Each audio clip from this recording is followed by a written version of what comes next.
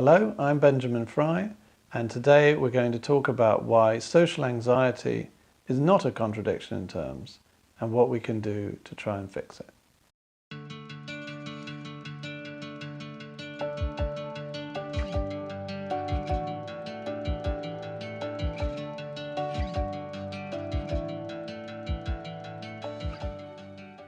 One of the problems that people suffer from in the modern world, particularly younger people, is now called social anxiety.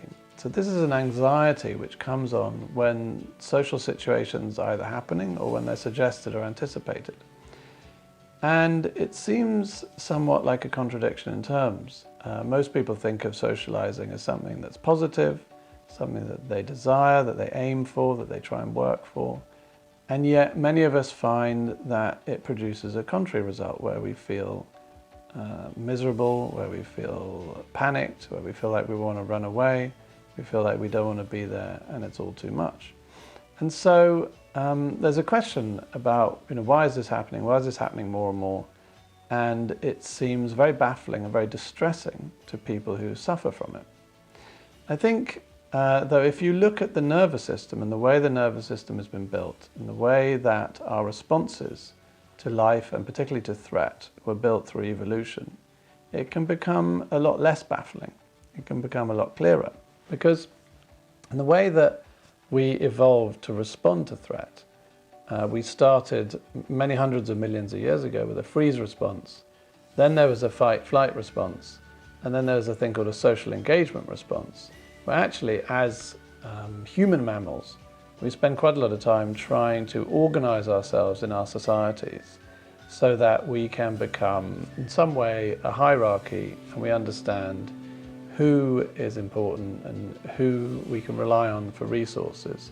And that actually makes us safer and makes us organized in responding to threat. And you can see organizations like that in popular programs like Big Brother or Love Island, where it becomes pretty clear in a small group who becomes the alpha, the beta, the gamma, and how society is organized. And we do that through socializing. Once a society becomes ordered like that, we can run it in an efficient and safe way. So there's an advantage to everyone's welfare of having a well-organized, well-structured society that is created through social interaction. However, the problem is that the response to threat that we evolved just before we evolved the social engagement system is the fight-flight or the vigilance state of response. So these things are next door to each other. They're literally adjacent in terms of the choices that your body, your physiology will make in responding to threat.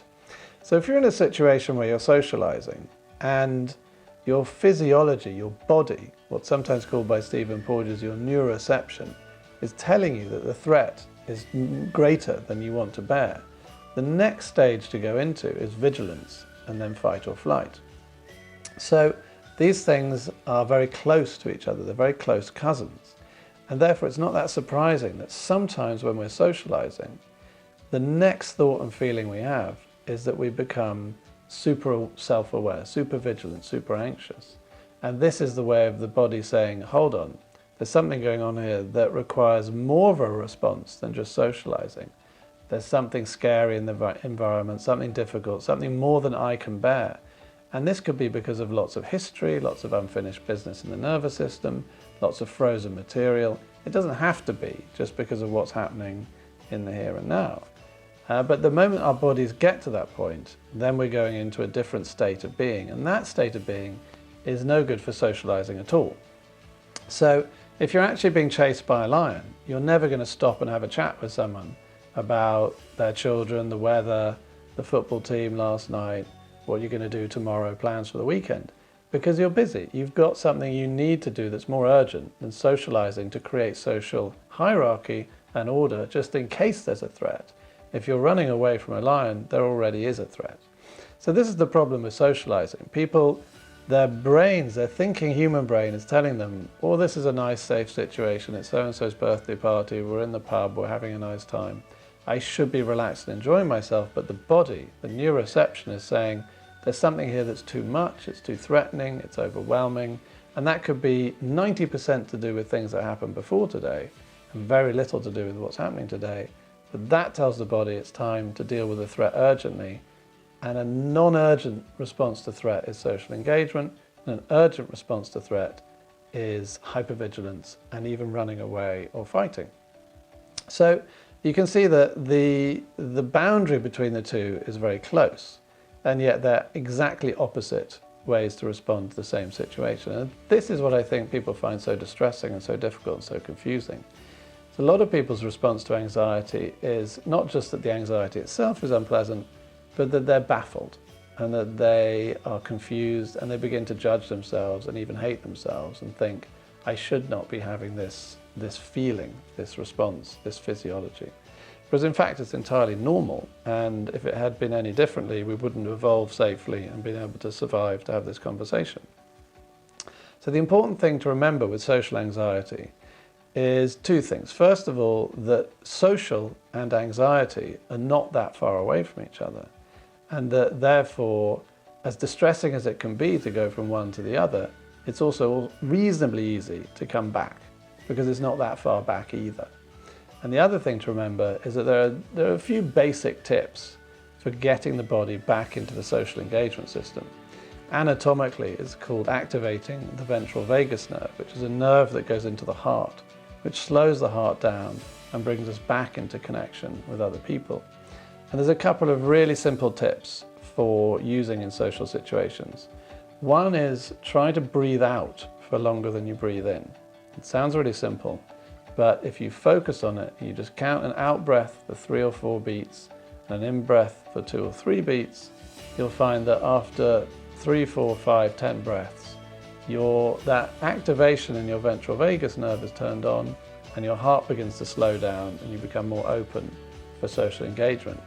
The other thing to do is to reduce the background feeling that your body has of threat in your environment by making sure that all the mammals in the room around you are in view. Sounds really simple, but if you have 40 mammals behind you, your body is responding to the possibility of the threat from organisms that you can't see, so you become more vigilant, more hypervigilant in your organism. Whereas if you simply swap with the person you're talking to and maybe have your back to the wall, or maybe in a restaurant you sit with your back to the banquette seating or not facing your back to the room, you'll find that your body will then be less interested in worrying about the threat in your environment, and your neuroception is less likely to take you into hypervigilance. So these are the tips really. First of all, don't judge yourself, because you're doing the only thing you could be doing with the hardwiring of evolution. And the gap between social and anxiety isn't as big as you think it is. So don't judge yourself for going over it, but also don't despair of coming back. And to come back, use a couple of simple tips. Keep the people in front of you, not behind you, and try to breathe out for longer than you breathe in. Thank you for listening. This was Benjamin Fry talking to you about some of the material from my recent book, The Invisible Lion, which I wrote because of countless consultations and lectures and workshops with people trying to explain how to make life, themselves and their nervous systems more easily understood. I hope you enjoyed it. If you want to see more, please go to theinvisiblelion.com. You can find details on the book and further resources to help you explore these concepts.